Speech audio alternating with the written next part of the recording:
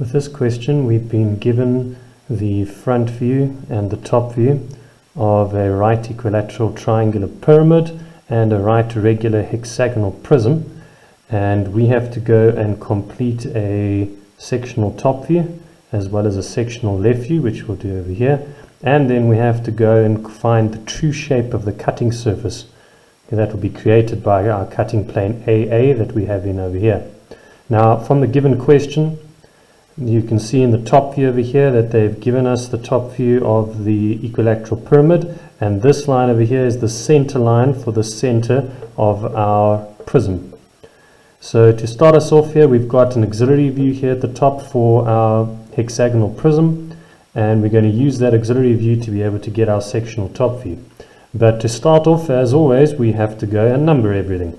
So we're going to start by numbering, again as always, wherever we can see the true shape of our solids. So we're going to number our pyramid over here, and it's the smaller of the two, so we're going to use letters for this one. I've already got an A there, so I'm going to start with B, and that is B, C, D, and then the apex of the pyramid being E. And I'm going to transfer that to the front, so this point over here is going to be D, that of course will be C, that will be E, and then we have our apex as in E over there. Then for our hexagonal prism, I'm going to label in my auxiliary view, because that's where I see my true shape, and I'm going to use numbers. So that's 1, 2, 3, 4, 5 and 6. Get one a bit clearer. And then I'm going to transfer that into my front view. So this flips up and over again. So we're going to see 1 first here and then 5. So this will be 1, 5 and then 1, 5 down here. This of course will be 2 and then 4. So 2, 4 and 2, 4 there. And then this of course is going to be 3 and 3, and this will be 6 and 6. Okay, so now we've got all of our labeling in, and now we need to go and get first of all our hexagonal pyramid in our top view, and we're going to draw it in there without cutting it, as we always do. Draw it in without cutting first. So we're going to start off with projecting each of our points down. There are quite a few of them to project, so that's where our numbering is going to become very important, to be able to keep track of everything.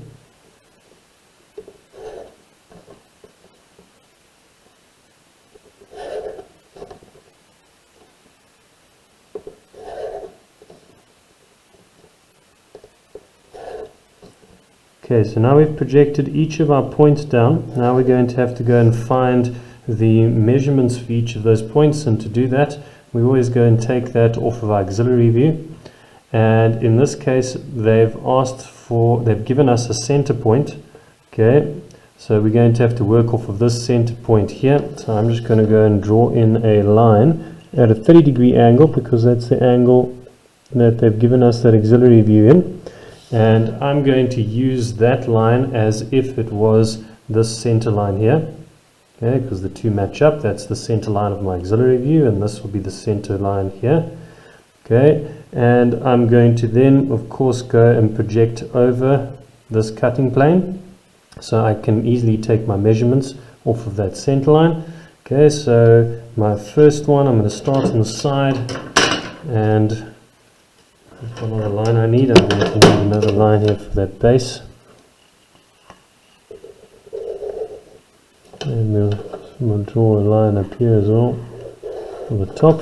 Okay, so I need to be able to go and find each of my points for my hexagon over here, and normally I would be measuring off of an XY line up, okay, and then going from our XY line down, but in this case they've given us a center line to work off of, so I'm just going to go from center line to each point, and I'm going to measure it onto my center line to each point here in my top view.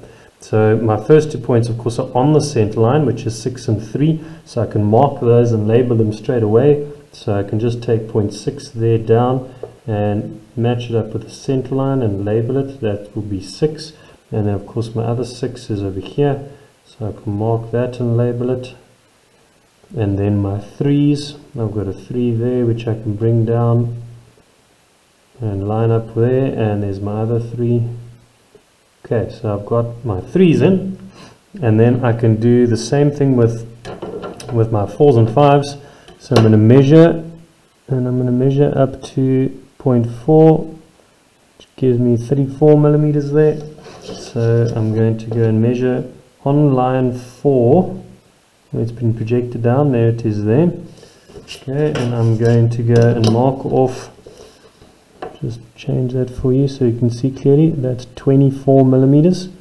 Okay, so I'm going to go and mark off on line 4 here. Okay, there's my line 4 coming down from the center point. I'm going to mark off 24 millimeters. Now be careful here. Remember that this is the point closest to my XY line. So I've got to go and measure towards my XY line for 0.4. So 24 millimeters from the center point towards the XY line will give me 0.4 there. And then of course the other 0.4 will be directly in line with it. So I'm just going to project that across onto my other 0.4 line, which I can clearly see is from there. And then of course the distance from my center point there to 0.4 will be the same for 0.5. So I can take 24 millimeters as well for 0.5, find its line. I can go and measure, well I don't even have to measure it, I can just project it across. Be in line with each other. So there's my 0.4, and that will be one of the 5s, which gets brought down there from that 5, and then my other 5 will be over here. All of those 24 millimeters away from there, which is my 24 millimeters away here. Okay. Now, my next task here is going to go and find 1 and 2. So 1 and 2 will also be 24 millimeters away, because of course this is a center line, so if it's 24 there, it will be 24 here as well. So I can go and find line 1. Okay, the projection line for line 1. I'm from the center point, I'm going to measure off 24 millimeters. Mark that, and I can draw a line there, because that's going to help with all of my other points as well. So point 1 is going to be there, and point 1 of course will also be over here on this line. Here's another point 1, and then point 2 is on the same distance away from my center point, so that will be point 2 there, and then my other point 2 will be there. Okay, now we have all of our points. Now we're going to go and join them all up, so we've got a light version of the shape with it not being cut. I'm going to draw it in construction so that I can see it, but this is so that it doesn't mess with my drawing. Okay, and then join up here. Now of course you've got to be careful to make sure that you get the right points for the top and the bottom of the hexagon. And I'm simply following them in order. So I've gone from 1 to 2, 3, 4, 5 and 6, and of course you can check and make sure that each of those are projected off of the top, okay, of our hexagon there, and then I'll follow the ones that have been projected down for the bottom as well. So I can do them in order as well, so that's 3 to 4, 4 to 5, 5 down to 6.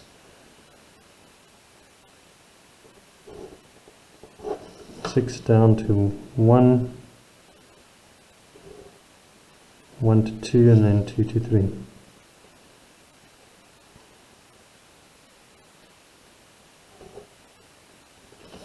Okay, so there we have the top view now without it being cut, and now we can go and cut it using our cutting plane AA that has been given to us. So we're going to take each of our cutting points down. Cutting points are always found on the cutting line. Okay, so each of our cutting points, I'll mark them out for you. Cuts over there on the base of our pyramid, and then cuts it again there. It cuts there, there again, and there, and one more time there. So those are all of our cutting points. Okay, now we're going to go and project each of those down. Okay, now because this cuts a base point over there, it's going to cut the base in two different places. So you'll see as you project this down, okay, it cuts line BC and line BD. So we're going to mark it on line BC. There's one cutting point, and it cuts on line BD as well. Two cutting points, even though it shows only one there. You can clearly see it cuts through BD and BC on our base. So we have to mark it on BC and on BD. Then the next point's a bit tricky because it's sitting on a line which is vertical, so the only way we can get that cutting point in our top view here is to project it through to a left view. We haven't drawn the left view yet, but we can start it. I'm going to draw in another XY line over here, and we're just going to draw part of the left view to be able to go and get that cutting point. For that we're going to need a 45-degree line as well. Okay, so we're going to quickly go and project just the points for the pyramid across, because that's all we need right now. Just the points for the pyramid, just so that we can go and get ourselves that cutting point.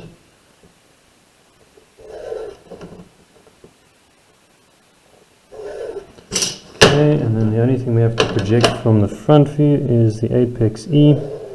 And then just make sure that you follow that across carefully. There's E here up to there, E over there. So we can mark that there. That of course will be point E. And then we can draw in our pyramid, which we're just going to do lightly because we just need a light version of it at the moment. It is meant to look a little strange. Okay. Because of where the center point is. And then of course the last thing to do there is just to go and make sure we've got all our lines. We do. And now we can take that cutting point.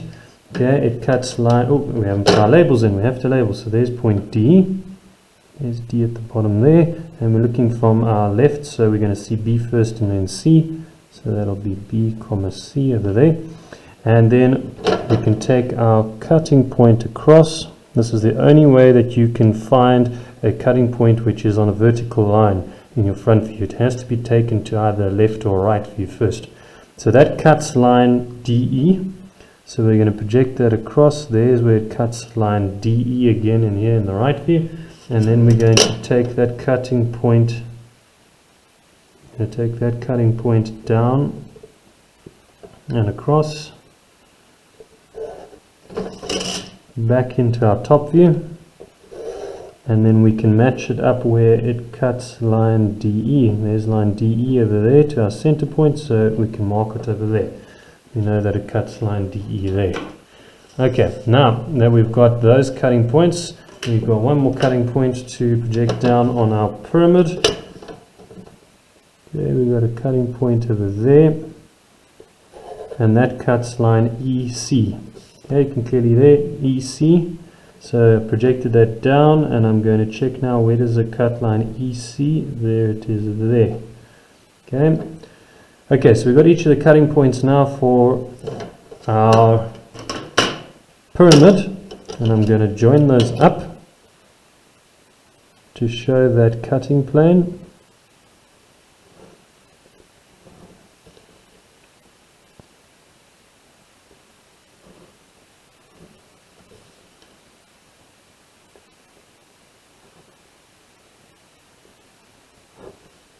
And I'm only going to draw the cutting plane in dark because I'm not quite sure what parts of the rest of the pyramid we're going to see, because of course we've got this in the way, so we don't want to go and mess anything up here. We're just going to leave our cutting plane in there, and then we've got to go and do the cutting plane for our hexagonal prism. So let's go and project those down. We've already got that point projected down. That cuts on the first point of our prism. It cuts into line 6. There's the 6, 6 there. So we're going to bring that down, and we're going to find where it cuts line 6, 6, which is there. You can see there's 6, 6. So that's our cutting point. Okay, and then going up to the next one over there, cuts line 1 and line 5. project that down. There's line 5, the two 5s. Okay, so it cuts line 5 there. It also cuts line 1. So there's line 1. These are two 1s. So that's where it's going to cut line 1. Then the next cutting point that cuts right on that corner over there, and it cuts on the corner of point 2 and point 4. Okay, cuts on, but remember this is also cutting a baseline now. So as you bring this down, it's going to cut on the corner of 4. Okay, but just be careful, that's not the 4 we're looking for, because that's the bottom 4. Got to project that down further. Okay, so it's going to cut on that corner, but it actually cuts through. If we bring that down, you'll see it actually cuts through our line 5, 6 and our line 6, 1.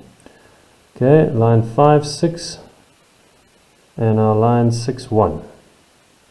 Okay, because that's the we're trying to get this to cut through our top part over here. That is the top part, so that is meant to cut over there on 4 and over there on 2. Let's ignore those 2 points that I put in there, okay, because they're not meant to be there.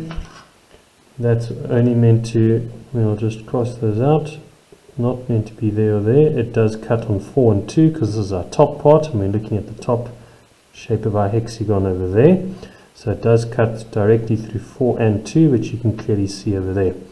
Okay, now we've got each of our cutting points for the hexagon. Now we're going to go and join those up. Okay, and if it's unclear, you can see that our first point, of course, was there. And we're going to follow it in the order that we found them. Okay, that was our first one. Then it went from there to our one that we had at 2. And then from 2 it went directly through to 4. And then from 4 through to the next cutting point. And then from there straight back to where we started.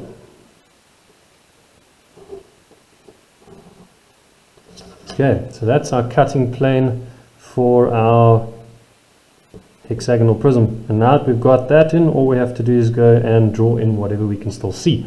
Okay, and for this they want us to show all hidden detail. Okay, so if they want us to show all hidden detail, that means that we're going to have to include any hidden detail that you can see in this front view, despite the fact that it's actually going to go through a cutting plane. The question has asked us to include all hidden detail, which means that we have to stick to what the question has asked. So we're going to put in all of that hidden detail. Let's start off here now with drawing in what we know is going to be dark for the pyramid. Okay, those sides of course are going to remain, so they stay nice and dark. Okay, but then this side over here you can clearly see goes behind our hexagon, so we're going to have some hidden detail in over there, and then that will be dark. Okay, so that's going to have to be a hidden detail line there, and then this little piece over here will also have to be a hidden detail line. I hope you can see that clearly there. So that little piece there and there would have to be hidden detail. It's hiding behind that solid part there. And then of course for our pyramid,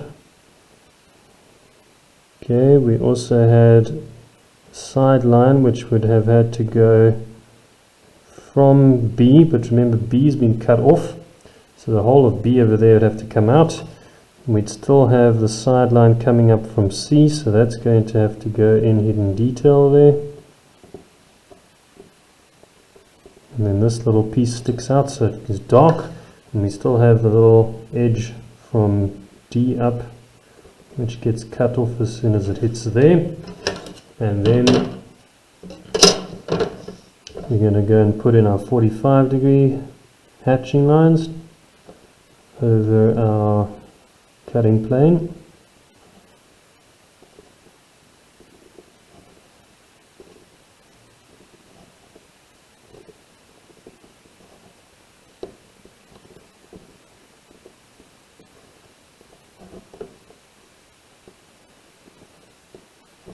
so that we can clearly see it there. And then we're going to do the same thing over here. Let's put our 45-degree hatching lines in for the cutting plane of the hexagon as well. As I say, normally you wouldn't be drawing hidden detail through a section like this, but the question has asked for it, and we always make sure that we follow exactly what the question has told us to do. So we're going to leave that hidden detail in there.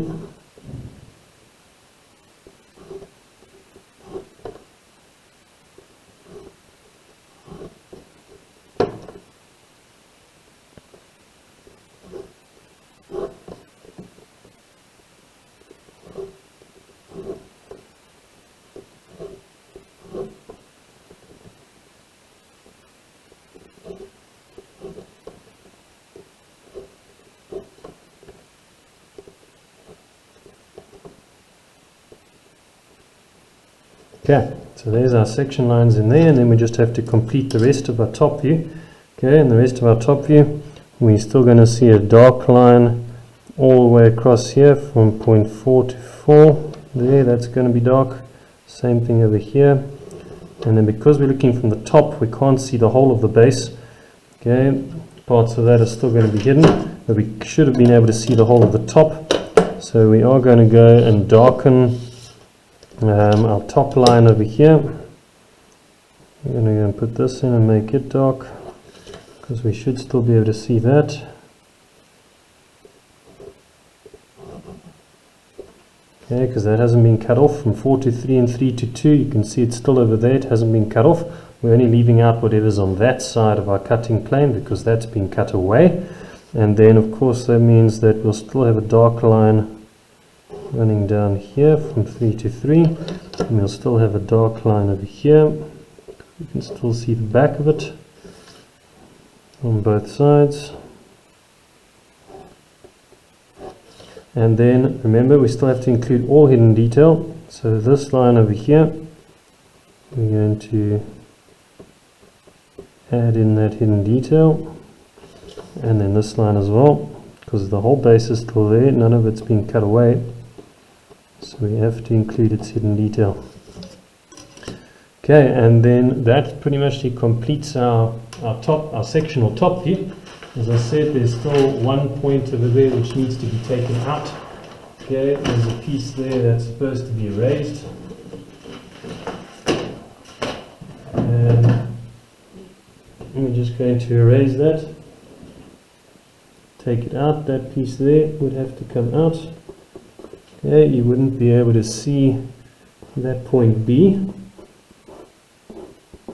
Okay, that point B you can leave in as light. Okay, but it would have to come out because that point B over there has been cut off completely. So we're going to